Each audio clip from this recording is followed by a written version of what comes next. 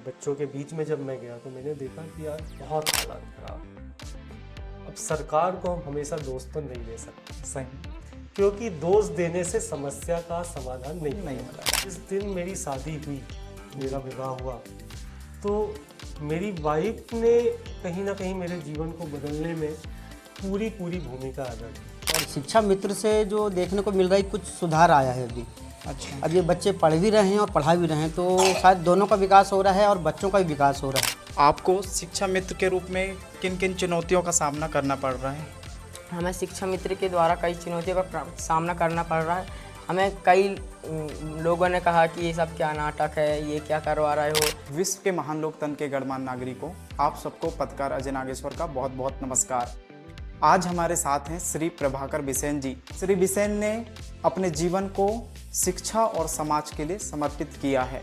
उन्होंने गरीब और वंचित बच्चों को निःशुल्क शिक्षा प्रदान करने के लिए अपना फाउंडेशन शुरू किया, जिसका उद्देश्य शिक्षा के माध्यम से समाज में परिवर्तन लाना है। कनक फाउंडेशन के बारे में बहुत सुने, पूरे क्षेत्र में एक चर्चा चल रही है, तो हमने सोचा आज आपसे बात की जाए। तो सर, हम आपके बचपना की ओर चलते हैं। आपका छोटा सा पहले तो परिचय दे दीजिए जी, हमारे दर्शकों को। नमस्कार दर्शकों, मेरा नाम है प्रभाकर बिसेन और मैं सिवनी जिले के एक छोटे से गांव मोहबर्रा का निवासी हूं।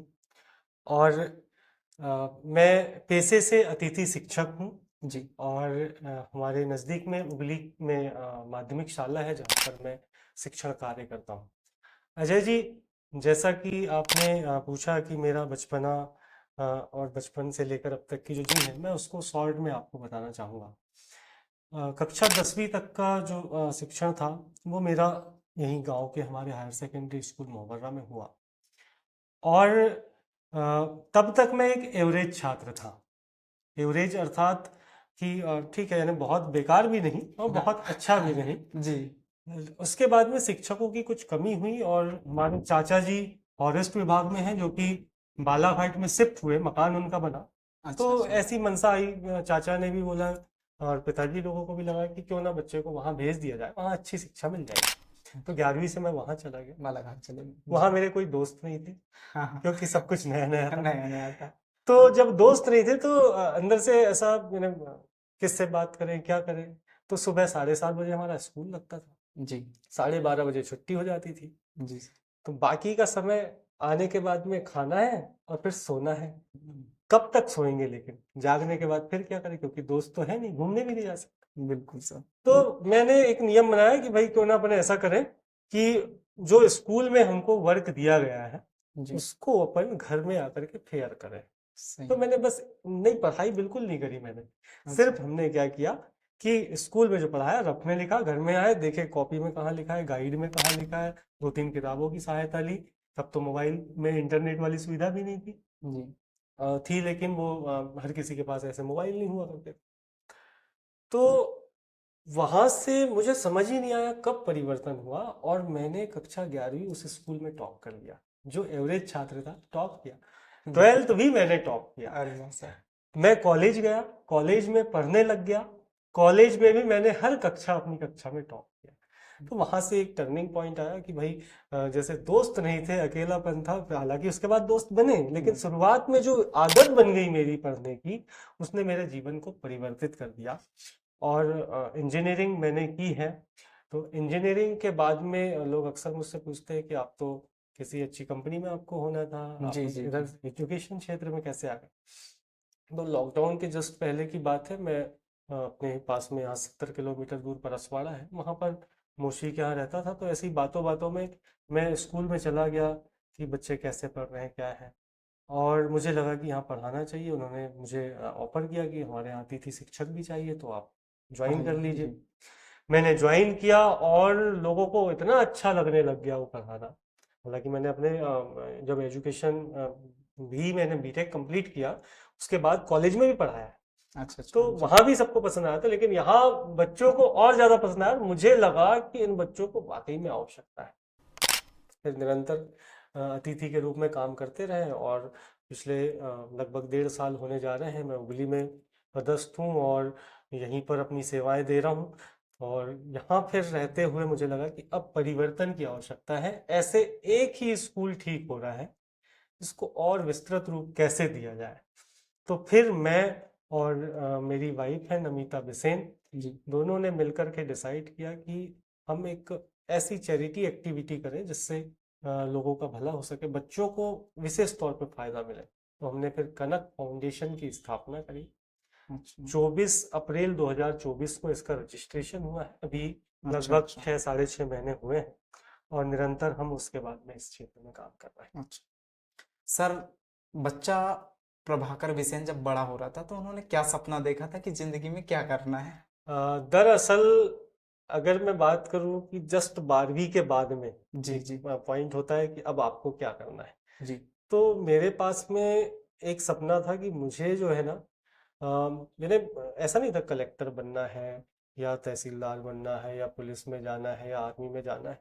सब चीज़ों से दूर मुझे ये था कि यार मुझे कुछ ऐसा करना है कि और भी लोग मुझसे जुड़े और मेरी तारीफ करें। मुझे अच्छा यानी एक चीज चाहिए थी कि हर किसी का लालच होता है कि उस व्यक्ति की तारीफ हो जाए तो उसका जीवन सफल हो जाता है। जी जी जी जब लोग आपसे आकर के कहते हैं कि आप बहुत अच्छा काम कर रहे हो, तो मैंने ये सोचा था जिस फील्ड में भी रहूं, जहां भी रहूं, मैं अगर किसी प्राइवेट जगह नौकरी कर रहा हूं तो जी वहां जी लोग कहें कि बहुत अच्छा काम कर रहे हो। अगर मैं अपना खुद का काम कर रहा हूं तब भी कहें कि बहुत अच्छा काम कर रहे हो। और वो जी एक आदत में आया।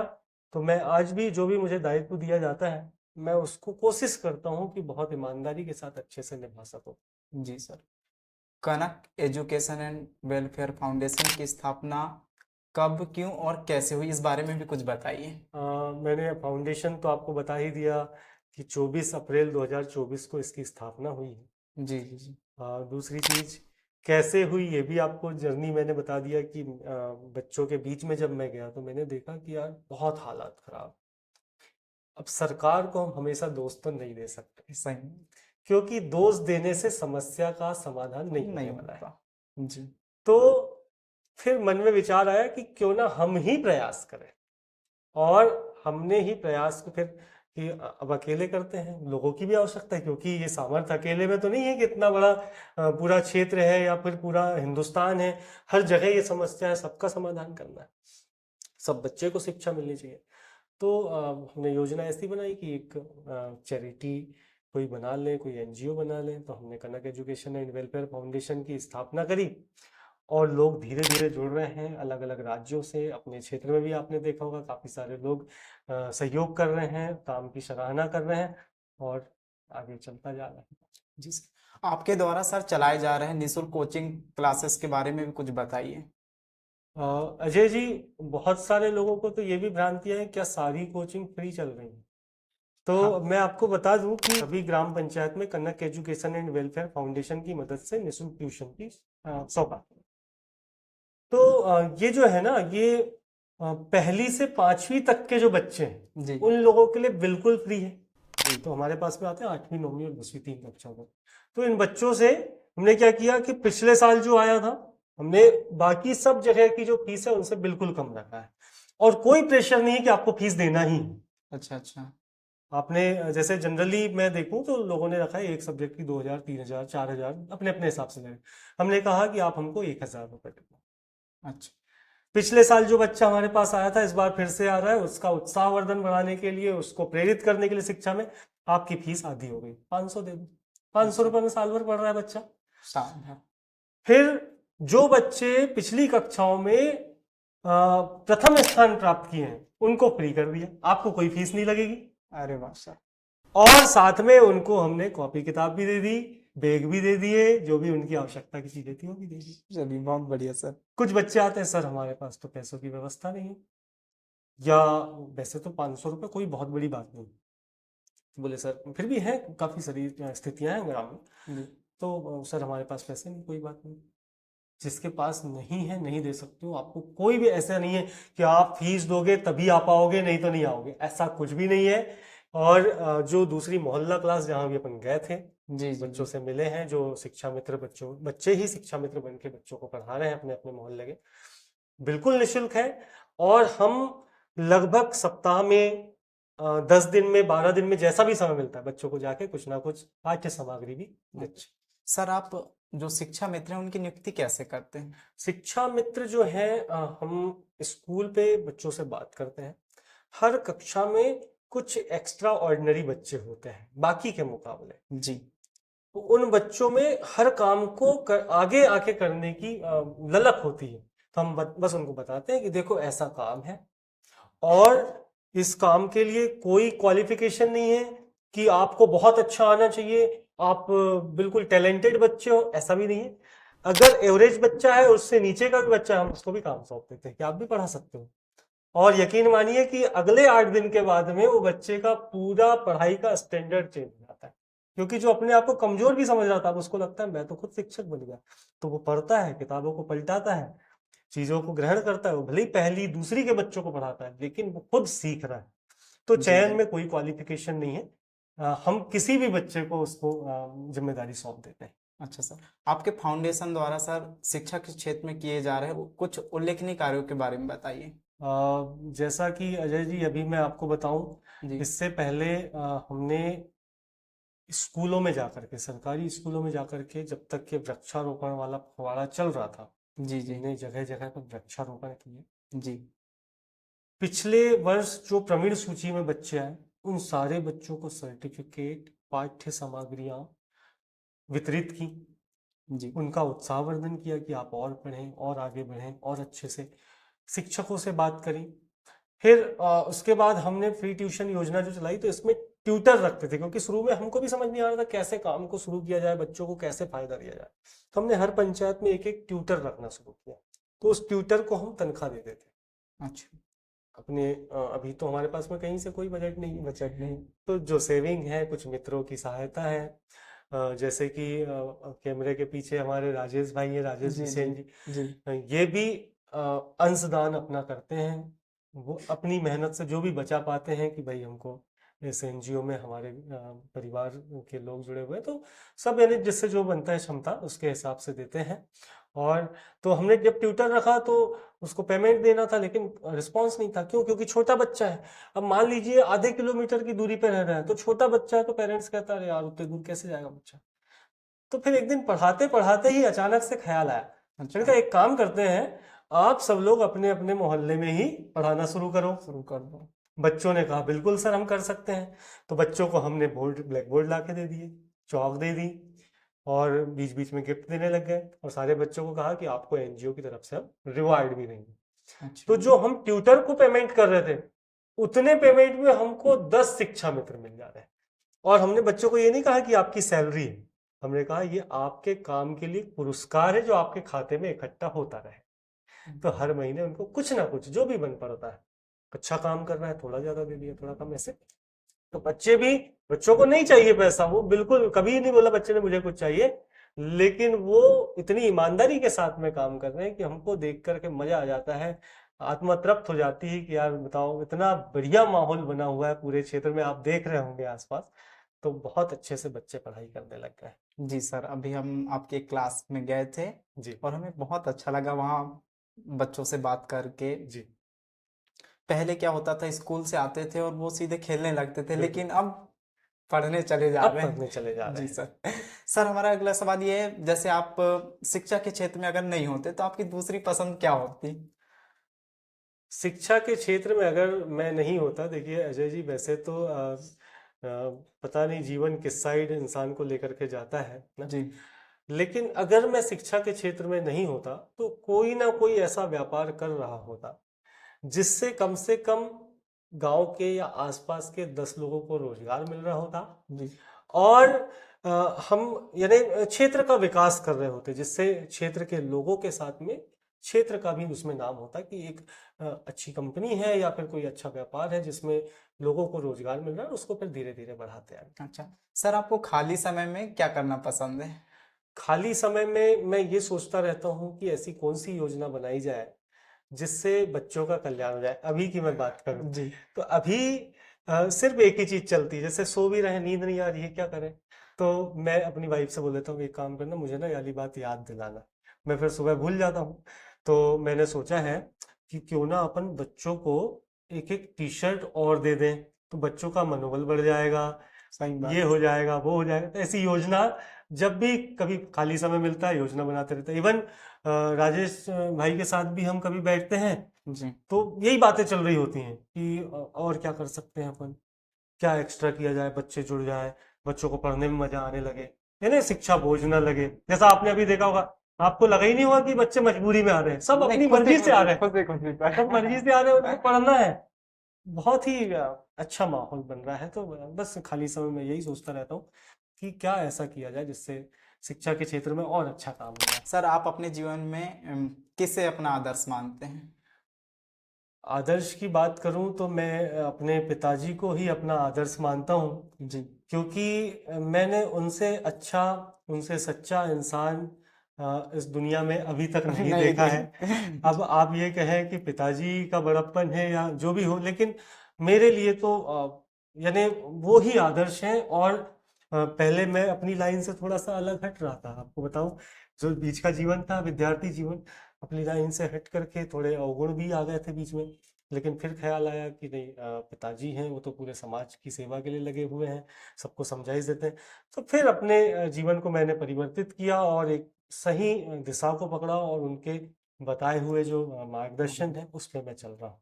सर, क्या कोई ऐसी घटना घटी जिसने आपका जीवन बदल दिया हो?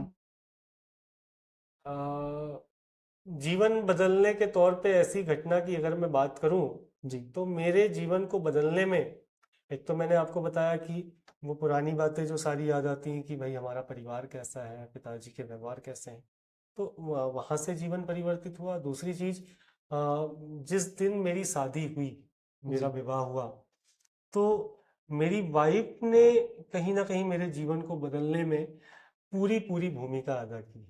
जी कि जैसे उन्होंने एक सही दिशा की, भाई ये सब गलत काम है, इनको नहीं करना है, अपने को सही दिशा में चलना है, कुछ अच्छा करना है। तो आज भी वो सारे अच्छे काम के लिए सपोर्ट करती हैं, सुझाव भी देती हैं।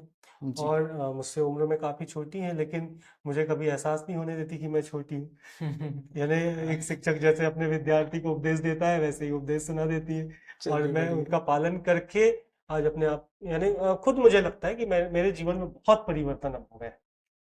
सर, आपके अनुसार एक अच्छे शिक्षक के क्या गुण होने चाहिए? अच्छे शिक्षक के अंदर केवल और केवल मुझे लगता है एक ही गुण होना चाहिए, वो ये है कि आप बच्चे को बच्चा माने, जी उसको जैसे कुछ लोग कहते हैं कि अब समय अलग है, दोस्त के रूप में, हाँ ठीक है, दोस्ती भी है ना, खुल के बात कर सकें, और आप उसे केवल अच्छी शिक्षा दें। अभी अभी जो माहौल है ना अजय जी, ये माहौल कैसा हो गया है कि शिक्षक को पढ़ाने से मतलब नहीं है, जी बिल्कुल भी मतलब नहीं। वो जाएगा, समय पास करेगा, बैठा है, कुछ और कर रहा है, कुछ और टाइम चल रहा है, या फिर बच्चों से इतना फ्रेंडली हो जाएगा कि और भाई कैसे हो, मान लो 8वीं 9वीं का बच्चा है, उसके ऊपर का मैंने देखा है ऐसा, गुटखा लाए हो आज, एक काम करोगे, हमारे लिए पान ले आओगे, सुपारी ले आओगे, सिगरेट ले आओगे। कुछ बच्चे साथ में बैठ के शराब भी पी रहे हैं, आप यकीन मानिए हमारी बात पे। जी सही बात है ये सर। तो शिक्षक, ठीक है आप कर रहे हो, आपकी मर्जी, आपका जीवन है, वैसे तो मैं जी सलाह दूंगा कि इन सारी चीजों से दूर रहें, लेकिन बच्चों को उसमें इन्वॉल्व ना करें, बच्चों को केवल अच्छी शिक्षा दें। ना दे सके तो आप शिक्षक का जो कर्तव्य आपको दिया गया है उसको छोड़ दें, प्रशासन पे या फिर उस विभाग में और भी ऐसे काम हैं जिनको आप कर सकते हैं। बच्चों के बीच में बिल्कुल मत जाइए अगर आपसे नहीं हो पाता है। सर, क्या कारण है कि बच्चे आपसे बहुत स्नेह करते हैं, उस बारे में कुछ बताइए। ये तो आपको बच्चों से पूछना पड़ेगा। सही बात है। ये आपको बच्चों से पूछना पड़ेगा, क्योंकि मुझे भी नहीं पता क्यों स्नेह करते हैं, लेकिन मैंने भी ऐसा सुना है, देखा है कि बच्चे मतलब ऐसा मुझे सामने से समझ में नहीं आता है, लेकिन और लोग जब बताते हैं तो समझ में आता है कि बच्चे की जो चाहत है या बच्चों का जो आकर्षण है आपके लिए एकदम अलग है, और सब सम्मान भी करते हैं और काफी चाहते भी हैं। अच्छा, सर अब एक अंतिम सवाल, बच्चों के लिए कोई संदेश दे दीजिए, युवाओं के लिए। मैं सारे लोगों से एक ही बात कहना चाहता हूँ कि आप अपने जीवन में सारे काम करिए, जी लेकिन एक अच्छे काम के लिए, मतलब शिक्षा के लिए, शिक्षा का कल्याण हो सके, आपके छोटे भाई बहन आपको देख करके कुछ ऐसा सीख जाए, उस तरफ थोड़ा सा ध्यान देना चाहिए कि देखो भैया इतना बढ़िया कर रहे हैं, मुझे भी करना है, या भैया पढ़ाई कर रहे हैं, मुझे भी करना है, या दीदी देखो कितनी अच्छी नौकरी पे पहुंच गई है, मुझे भी करना है। बाकी जितने आप काम कर रहे हैं उनसे दूर रह के करिए, उनसे छुप करके करिए, बेवजह समय पास ना करें तो ज़्यादा अच्छा होगा। जैसे कि अभी मैं काफ़ी सारे लोगों से कहता हूँ कि आओ कभी योजना बनाते हैं, अपन बच्चों के लिए कुछ करते हैं अच्छा सा, लेकिन इन लोगों के पास में, काफ़ी सारे लोगों के पास, काफ़ी सारे लोग आते भी हैं सहयोग करने, काफ़ी सारे लोगों के पास में समय नहीं है। तो उनसे निवेदन यही है कि वो आए, हाथ से हाथ मिलाएं, हमें फाइनेंशियल किसी का सपोर्ट नहीं चाहिए, वो सारी व्यवस्थाएं तो हो ही जाएंगी, क्योंकि जब लोगों के दिलो दिमाग में ये बात आएगी कि शिक्षा कितनी इम्पोर्टेंट है, तो बाकी सब व्यवस्थाएं खुद ही हो जाती हैं। क्योंकि जब हम बड़े बड़े मंदिरों में दान कर सकते हैं तो शिक्षा के मंदिर में दान करने में कोई ऐतराज नहीं है। लेकिन एक बार बच्चे को अगर आपने सही शिक्षा दे दी तो उसकी पीढ़ी दर पीढ़ियों की व्यवस्थाएं बन जाती हैं। जी। हमें उसे बार बार दान देने की आवश्यकता नहीं पड़ती, और वो ताजीवन आपको याद रखेगा कि किसी इंसान की वजह से मैं आज इस मुकाम पे। तो बस यही मैं उनसे प्रार्थना करना चाहता हूँ, सारे नौजवान युवाओं से, हमारे साथियों से, कि थोड़ा सा समय बच्चों की शिक्षा की तरफ भी लगाएं, क्योंकि आपने जो परेशानियां, जो दिक्कतें फेस करी हैं, आपने देखा है कि भाई ये इतनी प्रॉब्लम होती हैं। हम अगर इस लाइन पे ना जाके इस लाइन पे गए होते तो कुछ और होते, एक समय के बाद में सबको समझ में आता है। तो वो अपने अनुभव शेयर करें ताकि हमारे क्षेत्र के आसपास बच्चे सब आगे बढ़ सकें, कुछ अच्छा नाम रोशन कर सकें क्षेत्र का, अपने आप का। जी सर, आपसे बात करके बहुत अच्छा लगा। आपने जी। अपना कीमती वक्त दिया, आपका बहुत बहुत शुक्रिया, और कनक फाउंडेशन के लिए ढेर सारी शुभकामनाएं। बहुत बहुत धन्यवाद अजय जी। भैया क्या नाम है आपका? माय नेम इज़ शिवम चक्रवर्ती। अच्छा अच्छा। तो मैं आपसे पूछना चाहता हूँ, आप शिक्षक मित्र क्यों बने? हम शिक्षक मित्र इसलिए बने कि यह प्रेरणा हमें सर जी ने दी थी। अच्छा अच्छा। आपको शिक्षा मित्र के रूप में किन किन चुनौतियों का सामना करना पड़ रहा है? हमें शिक्षा मित्र के द्वारा कई चुनौतियों का सामना करना पड़ रहा है। हमें कई लोगों ने कहा कि ये सब क्या नाटक है, ये क्या करवा रहे हो, लेकिन फिर भी हम पीछे नहीं हटे, हम अपना काम निरंतर चालू रखें। चलिए, बहुत अच्छा लगा आपसे बात करके। भैया नमस्कार। नमस्कार। क्या नाम है आपका? मेरा नाम पप्पू कुमार चक्रवर्ती। हाँ, कहाँ रहते हैं आप? मैं ग्राम सिंदरसी में रहता हूँ और गांव से मेट भी हूँ। अच्छा अच्छा। यहाँ जो सिंदरसी में हनुमान मंदिर में जो अभी पढ़ाई चल रही है, शिक्षक मित्र पढ़ा रहे हैं, तो यहाँ आपके बच्चे भी आते हैं? जी, मेरे 2 बच्चे आते हैं यहाँ पर, और छोटे भाई के बच्चे आते हैं। और मेरे गांव के लगभग पूरे के बच्चे आ रहे हैं जो बहुत कमज़ोर बच्चे हैं। शासकीय स्कूल में बहुत ज़्यादा शोषण हो रहा है फिलहाल, केवल खाने के नाम पे बुलाया जाता है, पढ़ाई नहीं हो रही है। और शिक्षा मित्र से जो देखने को मिल रहा है, कुछ सुधार आया है अभी। अच्छा। अब ये बच्चे पढ़ भी रहे हैं और पढ़ा भी रहे हैं, तो शायद दोनों का विकास हो रहा है और बच्चों का भी विकास हो रहा है। और गांव में हर परिवार के जो माता पेरेंट्स हैं बहुत खुश हैं कि बहुत अच्छी चीज़ लग रही। कुछ लोगों ने एक्टिविटी बीच में की थी, क्या स्कूल यहाँ क्यों लग रहे हैं, क्या हो रहा है, ये फ्रॉड है, ऐसा वैसा, तो शायद बीच में समझाया गया तो ठीक हो गए। बाकी पूरे पेरेंट्स लोग, परिवार लोग सहमत हैं, बहुत अच्छी चीज़ हो रही है गाँव में, और बच्चों का जो है इससे विकास होगा और भविष्य अच्छा बनेगा। अच्छा, कितने दिन हो गए आपके बच्चे यहाँ पे आ रहे हैं? मेरे बच्चे लगभग अभी 10-15 दिन से और महीने भर हो गए लगभग अच्छा। आ रहे हैं। तो अब यहाँ से जाने के बाद आप घर में पूछते होंगे आज जी। क्या सीखे, तो अब पहले से क्या स्थिति आ रही? स्कूल से जैसे बच्चे घर जाते थे, उनसे पूछते थे तो वो बता पाते थे, ये नहीं बता पाते थे, और अभी जो कनक फाउंडेशन के द्वारा अभी जो बच्चों को पढ़ाया जा रहा है, आप घर में जाके पूछते हैं तो बच्चे आप जवाब देते हैं, क्या सीख रहे हैं, कुछ उस बारे में बताइए। इस कंडीशन में क्या है, बच्चे लोग जो पहले फ्री नहीं थे, फ्रैंक हो गए अभी, और घर जाके ये एक्टिविटी यहाँ जो होती है घर में बताते हैं और फिर पढ़ने के लिए अपनी पुस्तक मांगते हैं और बैठते हैं पढ़ने। इससे काफ़ी प्रभाव पड़ा है बच्चों में कि उनमें कम से कम पढ़ने की प्रवृत्ति जो और जाग गई है। जी। अच्छा, कनक के फाउंडेशन के द्वारा कुछ शुल्क लिया जाता है इसमें, या ये निःशुल्क ये है? निःशुल्क है। आज तक किसी पेरेंट्स के या बच्चों ने नहीं बताया कि हमारे कनक फाउंडेशन से बच्चों को शुल्क लिया जा रहा है, निःशुल्क पढ़ाया जा रहा है। सभी के बच्चे के घर में यही पता चलता है कि निःशुल्क पढ़ाया जा रहा है, और हर शनिवार को कुछ न कुछ बच्चों को दिया जाता है, कभी कापी, कुछ पहाड़ा, कुछ ऐसे बच्चों को वितरित किया जाता है निःशुल्क। अच्छा अच्छा, लास्ट सवाल सर, अब आप कनक फाउंडेशन के बारे में क्या कहना चाहेंगे? उस बारे में थोड़ा सा कुछ। कनक फाउंडेशन जो चल रहा है मुझे तो बहुत अच्छा लग रहा है शिक्षा के क्षेत्र में, जी। और मैं चाहूँगा कि चलते रहे, और इससे कुछ होता है तो मैं पंचायत बॉडी से बात करूंगा, हमारे सरपंच साहब से, कि इसकी एक व्यवस्था बनाई जाए कहीं पर ऐसी जहां पर कोई आपत्ति ना लें और लोगों को फ्री निःशुल्क शिक्षा दी जाए। जी सर, आपसे बात करके बहुत अच्छा लगा। कनक फाउंडेशन के प्रभाकर सर के लिए और सभी के लिए, आप सब जो आते हैं सबके लिए जोरदार ताली।